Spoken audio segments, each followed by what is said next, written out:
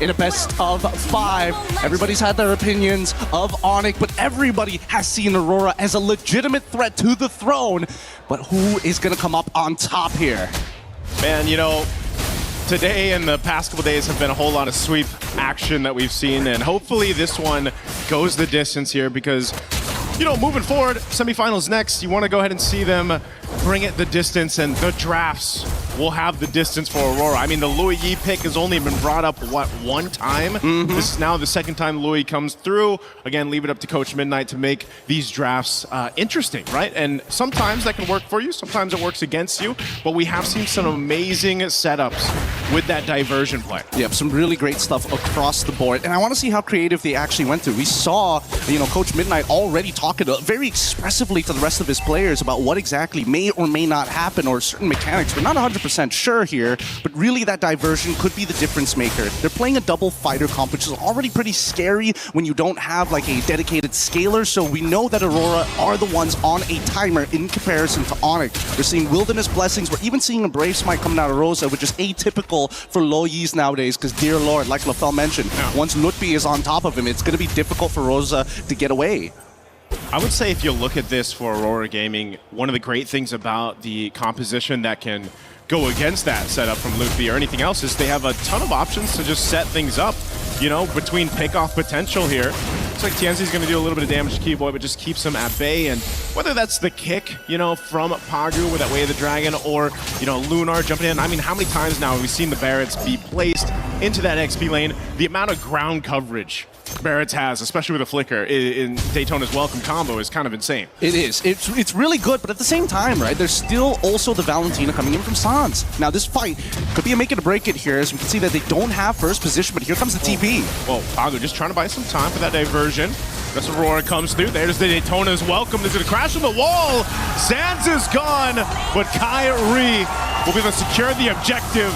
And now Lunar going to try to fight it off here, but gets taken down. So Onic winning the trade. Really nice trade so far. It's a little sad for Lunar, but somebody has to take the damage, right? Really nicely played by Onic's side. This gives Kelra just a little bit of time to actually breathe for the moment. Listen to this replay one more time, right? Because Aurora understood one thing. We are going to fight for this neutral objective. Unfortunately, we don't have Pagu to actually open up the map any further. But at this point, trading out against them just isn't worth the time. We already got that one kill onto Sans. At this point, we just need to make sure that we're minimizing the losses, because unfortunately for Lunar, despite Lutfi eventually going to outscale him, he manipulates the waves really, really well.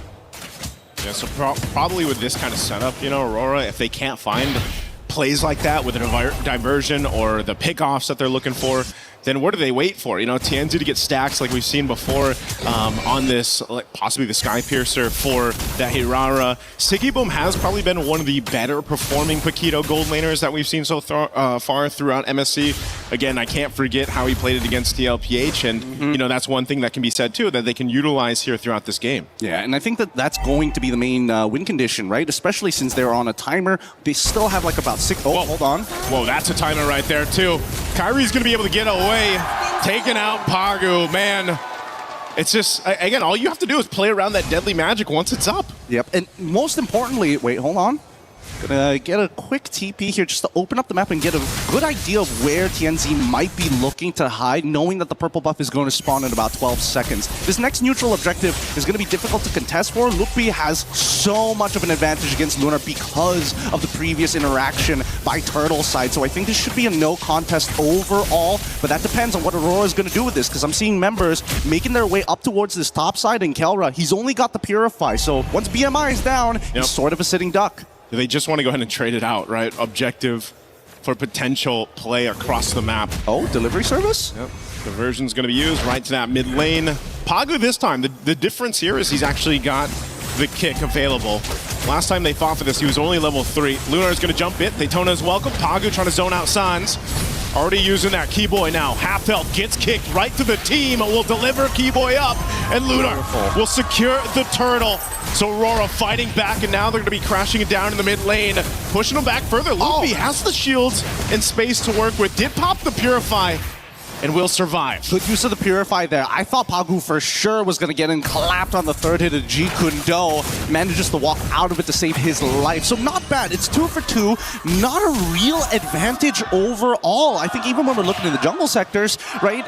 Even Kyrie being able to steal away at least one of these turtles puts him slightly ahead of TNZ, while everybody else just doesn't seem to be on the back foot, right? Yeah. Lunar and Lutfi have evened out. Sigabum actually has a bit of a lead onto Keller because of that double waving, and we're waiting for it to accumulate to maximum, a critical mass, as they call it. Oh no, Keller, does he know? Diversion used. Kelra. Dive Gonna be angle. fine. He does still have the Purify. It's not popped yet. Kyrie's gonna re-enter here. They go in. Wrath of Dry to follow up. Pagu already goes for the kick. They burn the flicker from Sans, but Siggy Boom comes in with a 1-2. Able to pick up one, and they'll eat another. Taking out Key Boy. Aurora finds 2. They're eating good today. They're eating very, very good. And Kelra ends up missing the wave this time around. Oh wait, actually, 1 minion manages to slip through, but Aurora, they're not done yet. They're looking for mid-tier 1. Yep, and Kyrie had to back off of this. So then Luffy just left to his own devices. Will get taken out, dissected from the team. Man, you can tell the difference between a good Barretts and a bad Barretts, how they flicker Detna's welcome, but the usage of the rocket jets to predict, hey, if you purify, if you flicker, this is the angle you're gonna be in, and I can knock you right back into the fight, making these chases so much harder to leave. to leave. That's right. Yep. That's my king. Coach Midnight, again, has been a key part of what Aurora Gaming has been able to accomplish so far through this time. Again, this draft, something a little bit different than what we've seen, but it's just this execution from Aurora Gaming that has been so well. Again, there wasn't a huge lead that they had until now. It's not that it's massive already, but it's 2.6K that switched on very quickly off of 1 or 2 fights. And so now Onic playing on the back foot, they've got to be able to readjust this. This third turtle's coming up here. We'll see if they actually want to go ahead and approach this or just wait. Already half health on this turtle. Again, Daytona's welcome. Pagu looking for that follow-up. Rapid Triumph! There's so much damage in that central point. Siggy Boom won't be able to follow through the flicker, but there it is. TNZ will. A stack secured.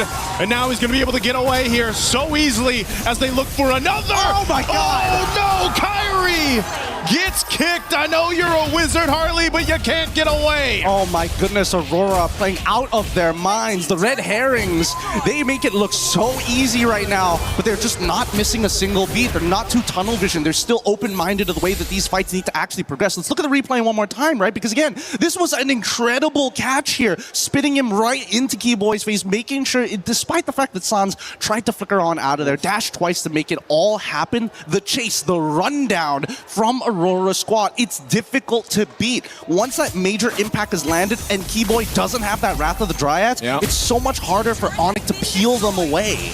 The unfortunate thing is once the Wrath of the Dryad is dropped down, that's also just a clear signal for Rosa to be like, okay, you want to fight here? I'm just going to go ahead and get these yin-yang interactions procced off, you know, and pump out enough damage. Everyone's centered around that Wrath of the Dryad setup anyway from Keyboy that the Luigi pick is actually a great counter into that. And that's the thing, it's about finding the anchors here. So far, Aurora, Rosa has been generally untouched this entire game. And, you know, given the caliber of player, Rosa just doesn't seem to ever be out of position. And that's where Pagu comes in saying, I'm willing to die for the Thorn Queen every single time, if necessary, just to make sure that Rosa doesn't fall behind. On the opposite side, right, Onic doesn't necessarily have a dedicated anchor. When you are pulling backwards, who do you fall back to if not Sans? Yeah, that's why one of the things, again, if you look at what Onic can do here as they fall further behind, man, 7,000 gold deficit for Onic. You've got to play into the Claude, right? You've got to go ahead and let Calra get to that point, but then even so, if you already have the Trinity, you walk into those team fights, it's going to be the same case where you're just overloaded with that damage, that front damage that Aurora has to play around with, and this Lord is going to go freely over to Aurora Gaming. Well, that's a really good point here. In just a little bit, Zipper, could you pull up the items? I mean, we need to know how far Kelra is from that Trinity as of right now. I think he should already be done with Golden Staff based on the total amount of gold the team has, but I'm not 100% sure. In the meantime, though, Sigaboom, this is probably the strongest he is going to be throughout the game. He legitimately can 1v1 Kyrie, Sans, and Kelra if they just walk into a bush, and I think that's the big fear for Aurora. Opening up the map, especially with Keyboy, he's died 3 times opening up the map and fighting for that space. It's just really hard to get back up for him.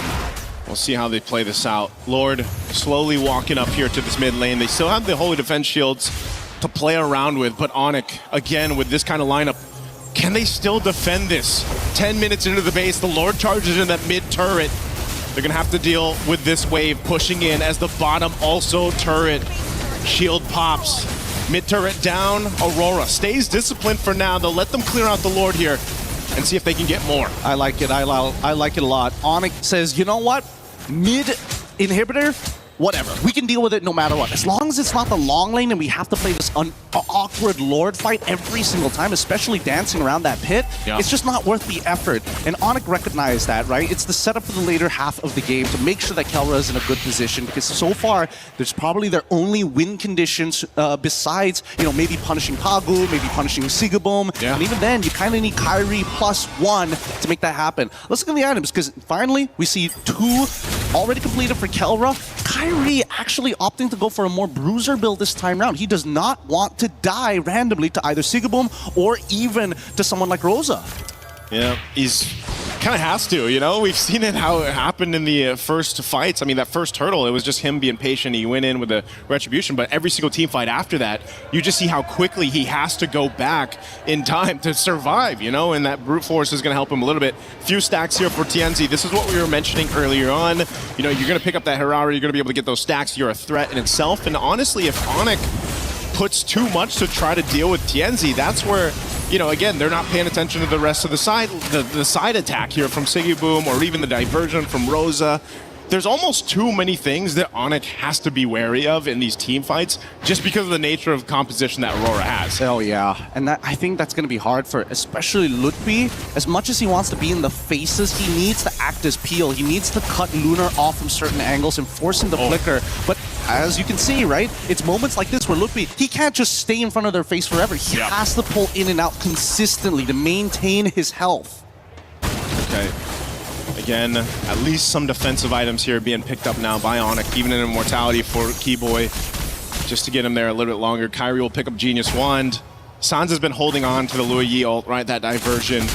Maybe there's some trickery that they can go with to set them out for this fight for the Lord, or potentially take it. I think the winning play is if Sans steals the Detna's Welcome and he is able to combo with the Falling Star Moon to guarantee somebody gets locked against the wall during a neutral objective. That's my best guess. Because so far, I feel like Aurora are hyper aware of specifically Keyboy. They're like, Kelra, okay, sure, we got flickers, we can get out of it. He only has Purify, so after the BMI, there's no follow-up after that. The next problem will be whether or not we're too low and Kyrie is able to kind of clean this up. Considering his build, we're not going to get one shot. It's over a duration of time. So really just boils down to how Lutfi, Sans, or even Keyboy finds an out-of-the-box play. The out-of-the-box play is going to have to happen in the defense, man. Again, with their backs against the wall. This Lord should still be able to be dealt with, though, given the fact that you're 10 minutes in. You know, you've got pretty good clear with this. They can lock it down if they have to, if it's sacrificing that Wrath of the Dryad to go ahead and keep this thing forward away from that crystal. That could be a play for Onic. But just like them, Pagu's got his own immortality. They've got their defensive items to work with too. They're going to go ahead and push it in. They want to take this top turret down first while Onic deals with the Lord. They're going to go anyway. Daytona's welcome. Right on target. It's the tankiest member. Is going to get kicked away too. Keyboy dropping down the Wrath of the Dryad for the back line. TNZ is there zoning everyone away. It's a split fight happening here with already Keyboy buying so much time. Finally goes down. But now Aurora looking to cap out game of 1. Onic on this defense. They got to clear out these waves. They're still charged up. TNZ will jump in. Able to take out Kelra. And that's going to be it for game 1. Onic facing a tough loss against Aurora Gaming. Beautifully played by TNZ.